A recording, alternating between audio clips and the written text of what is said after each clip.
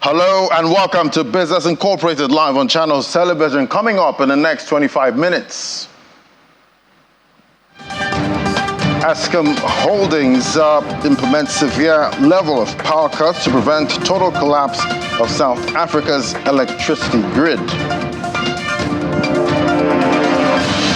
Nigeria's central bank boss set for first policy speech today since becoming governor in September.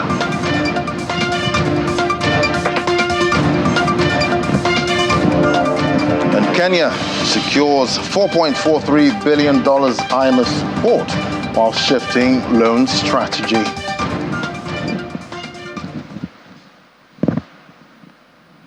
Hello, welcome to the program. I'm Ladi Williams. First off, let's kick off with the markets, starting with major markets we track right here in Africa. We'll see at intraday. Nigeria's NGX not doing so badly, 0.05%, marginal increase, while South Africa's index is doing much better, 0.22% right there intraday. EGX30 is closed, but it did close quite strong yesterday, 1.96%. And Nairobi's Securities Exchange closed Thursday's session down there in the red, 0.12%, still below the 91,000 level for the all-share index in Kenya. Let's take a look at what's happening in other markets we track now. See what's going on in the Middle East. In the UAE, markets we track, they're open and trading 0.05% up for the Abu Dhabi index, while the Dubai index is trading much higher, 0.20%. The markets we track there closed positive and negative yesterday. We see Saudi Arabia in negative territory, 0.20%, while Qatari index closed up 0.14%. Let's take a look at what's happening in Europe now. As part of world celebrates Thanksgiving yesterday and might be looking forward to Christmas this time. There's one holiday some hold in higher esteem than any other one. Today is Black Friday, the biggest day of the shopping year. We have Lars Holter with DW joining us for this. Great to have you, Lars. So what can you tell us about today's retail holiday?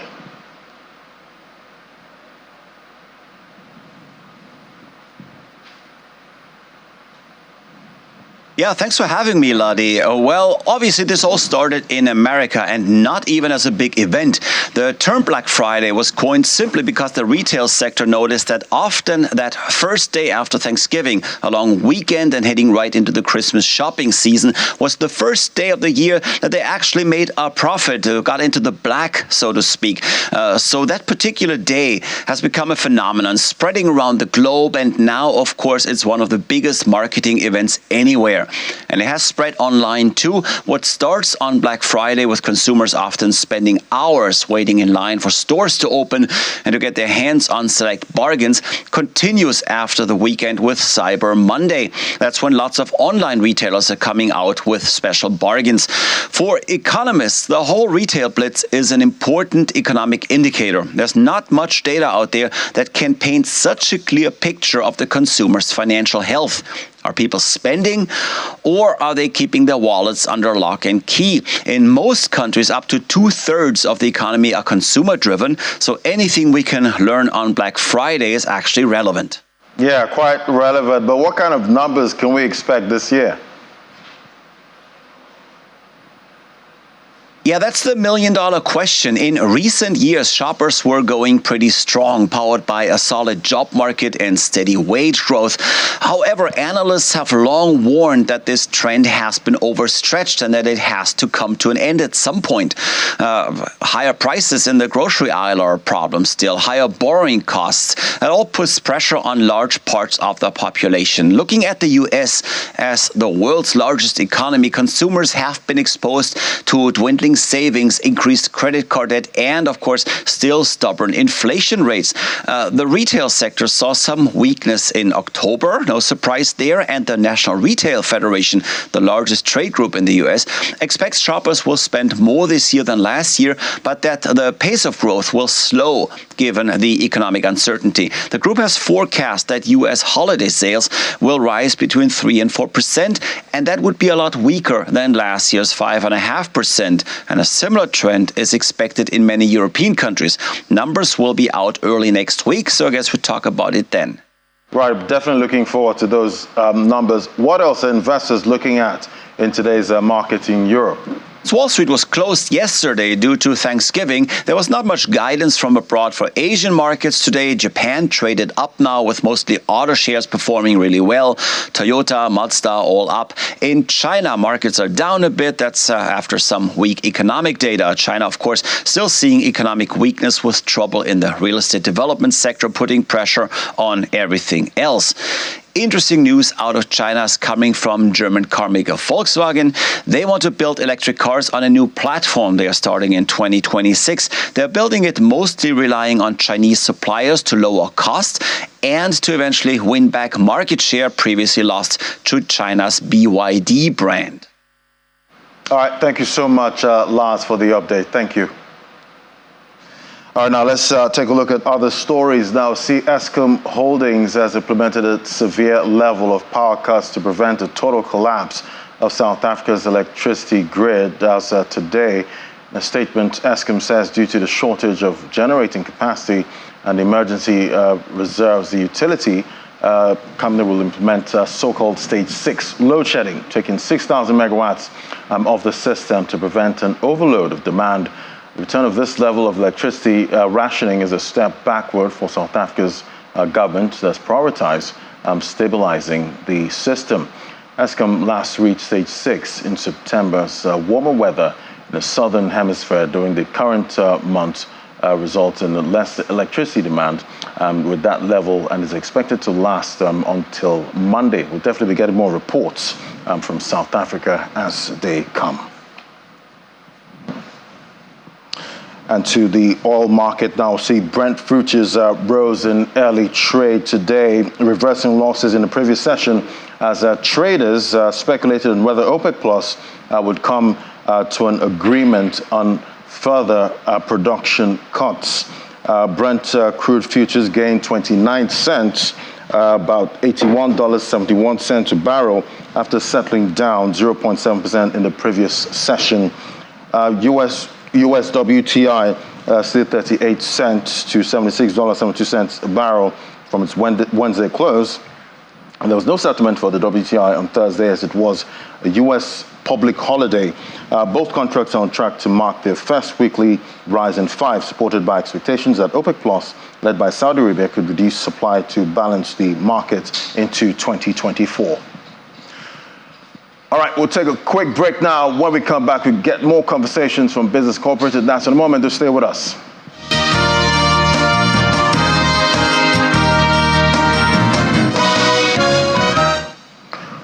Welcome back. Well, there are growing calls for financial regulatory bodies to better monitor financial institutions. Follows Standard Chartered's admission that it manipulated the South African rand.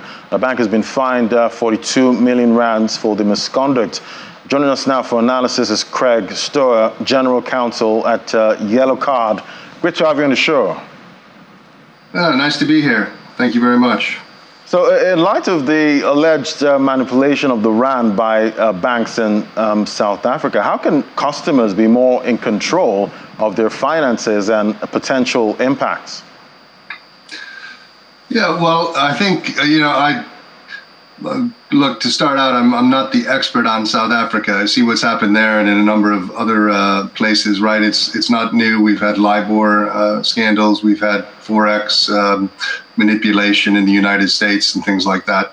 But I don't think that any of this has necessarily made consumer assets, right, less safe. You see that these banks that have in the past been fined and paid penalties, right, are still in business. Their customer deposits are still safe.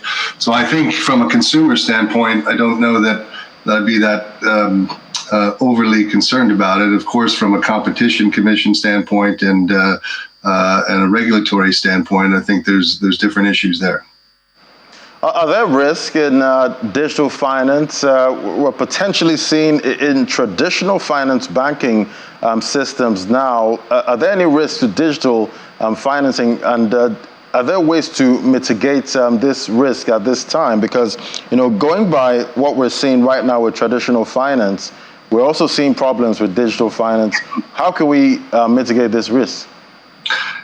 Well, certainly you've seen, right, in the crypto space, you've had, right, FTX, you had Binance this week that just paid record fines in the United States. But I think, the risks, in my opinion, are the same right across the financial services sector. If you look at money laundering, people like to say that money laundering, that digital assets are all about money laundering. Well, the fact is that somewhere the estimate by the UN is between 800 billion and $2 trillion a year it goes through money laundering illicit activities. And only a fraction of that, about 20 billion, if you look at the Chainalysis report, relates to digital assets. So I think, this is a problem for the financial system as a whole. In my opinion, you ask what can be done about it. I think more regulation in the digital asset space. You see there's been regulation, right, in the traditional sector for decades. Money laundering hasn't gone away. But the only way you can get at it, particularly in the digital asset space, is to regulate it and regulate it appropriately. Can you comment on how banks, play into currency manipulation, and does the decentralized nature of stable coins discourage manipulation? I don't know if I want to call it manipulation, but right, these banks have large trading departments, and traders, right, are business people looking to make money on the spread. And sometimes, as we've seen, maybe they're doing that with a type of collusion that isn't permissible nor good for the markets. Certainly, stable coins, obviously the stable coins that are pegged to the US dollar, give you, I think, a bit more of a security. It's tied to the dollar peg. I think we've seen in our business, in fact, the bulk of our business is all about stable coins. And we operate in 20 jurisdictions in Africa, including South Africa. And most of our customers are all about real world use cases, right? They're storing it, using it as a store of value. They're against depreciating currencies. They're using it to make transactions and to try and get away from the World Bank average of 19% fees on intra-African remittances. All right, looking at what happened this week with the Binance exchange, that's the biggest exchange globally at this time, with CZ, the CEO, stepping down. How does this impact the crypto market, going forward? And knowing that this is still a developing story at this time, what else are you still expecting? Well, I think as you saw, the price of Bitcoin actually rose. I think it was, even though they're record fines, I think for the industry, it was, I would say, almost a bit of a relief that they had entered into an arrangement with the various regulatory agencies in the US, right? They are paying record fines. If you read some places, Binance had set aside $8 billion in potential fines and penalties. They paid 4.3. And this has been an ongoing investigation, I think, by the various U.S. agencies since 2017. So I think what you've seen with Bitcoin and the price actually going up, I think that people are relieved that this is settled and that the world's largest exchange, seems to still be in business and has made a lot of money over the years. So I would anticipate that financially they're still quite strong. All right, so definitely we're seeing investors quite relieved at this time, but other players in this market, do you think regulators are going to come down harder on others trying to do business right now in the crypto industry?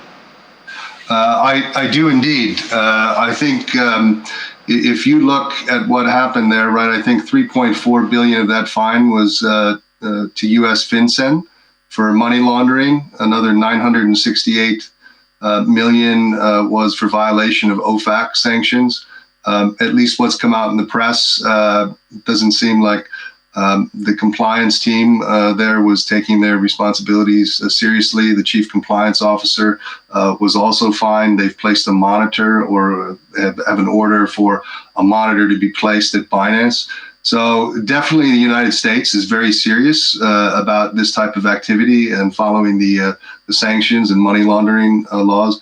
And I think you'll see other similar regulatory agencies, in Europe and throughout Africa, probably be a lot more strict and scrutinize these. And this is one of the reasons, quite frankly, I think in a lot of places, right, digital assets aren't regulated. A lot of places that we work, and we always try and work with regulators saying that it should be regulated. It makes it safe for consumers. And that's really one of the primary objectives of the agencies, right, is to make things safe for consumers, to make sure that funds are segregated, and to make sure that the compliance program is adhering to various laws and regulations.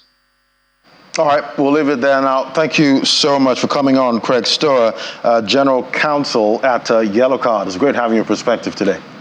Thank you very much.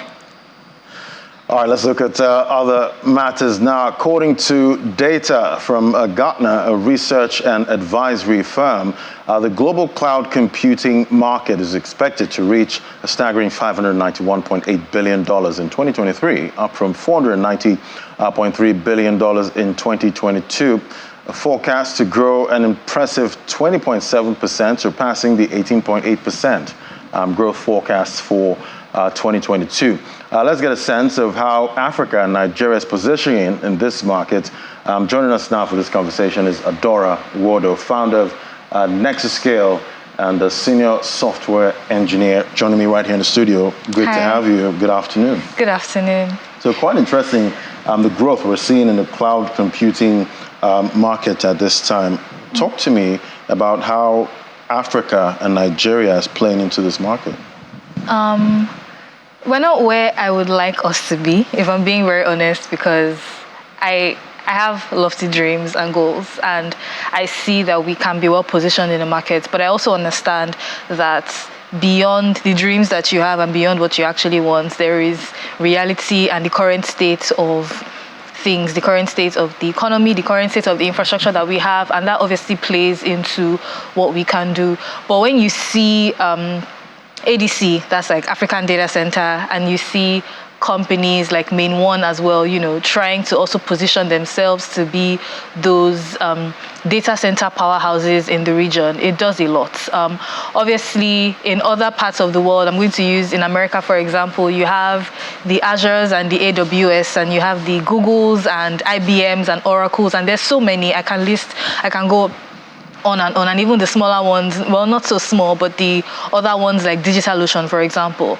There are not so many of that here, but like you said, there's the potential for the market to grow, and there's also potential for people to come in and do a lot. So I will say that we should just watch out for this space and see how everything goes, but I believe that there is promise and so much possibility in how it can grow. We need promise and possibility, at this time, looking at our unemployment rate, before the methodology was revised, we were about over 30%, but now we're down to about, 5% because of that methodology revision. But how much of employment is this providing to Nigerians at this time?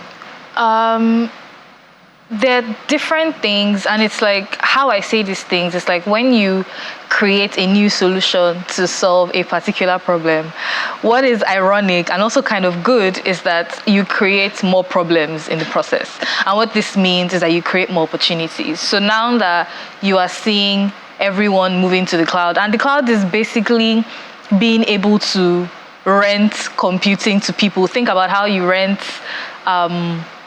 power or water, for example. You outsource it. All you need to know is when I turn on my tap, I want water to flow. I don't care. I'm paying water bill. That's all I care about, right? In that same scenario, it's like I'm paying for computing power, I'm paying for storage somewhere in the cloud that I don't know. It's basically just, like a collection of computers, data centers in a region that you don't know. But it's called the cloud because nobody really knows, or, well, people know, but nobody wants to sit down and think about where these things are, right? But the point is, when you create the cloud and you create the opportunity for people to rent these computing systems, you start to introduce new problems as well, like, okay, how do we manage these systems? How do we hire people to build services on top of these systems so that businesses that use our platforms can innovate with our services?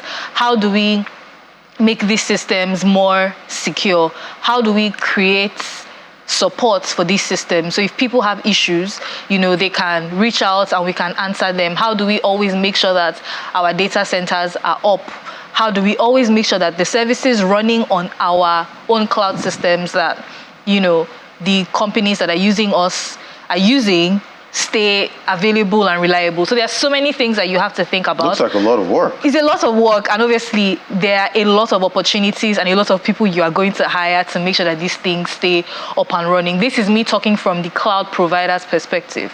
But when you think about the business people that now don't have to use on-premise servers anymore, don't have to manage their physical servers, because I can only focus on the business solution I'm trying to create, and I can leverage the cloud to deploy and share that solution across the world.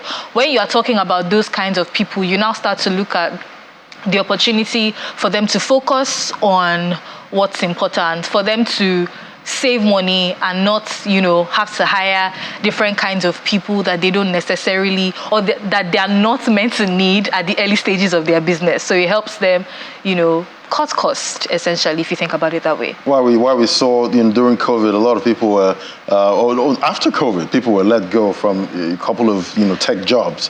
Well, that actually happened.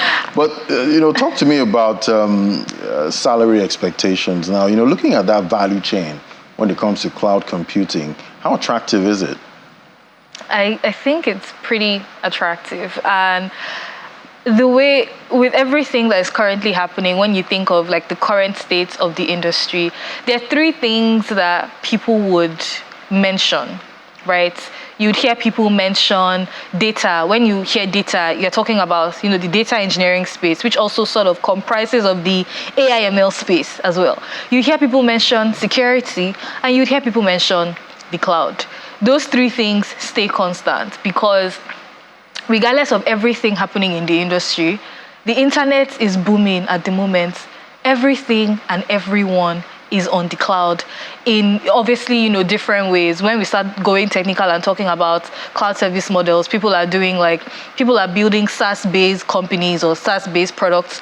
People are building like infrastructure as a service. People are building platforms. People are building other platforms on top of those platforms. So it's like a whole thing, right? And people are building other things like databases as a service, networking as like different kinds of things, right? Obviously, so what this tells you is that the more services people build and deploy, the more dependent a lot of companies are on cloud computing. And that's not going anywhere anytime soon. Right now, a lot of people are talking about artificial intelligence, and it's becoming a big deal. I've gone for many conferences this year, it's all about at AI. home and abroad, and everyone is talking about AI.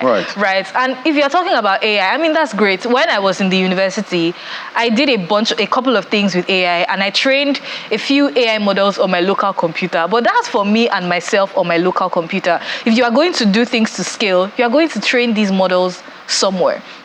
And obviously, the cloud is going to power a bunch of all these AI models and a bunch of all the data that people need to train these AI models. So, because AI is as relevant as it is, unfortunately, and well, fortunately for me, the cloud isn't going anywhere.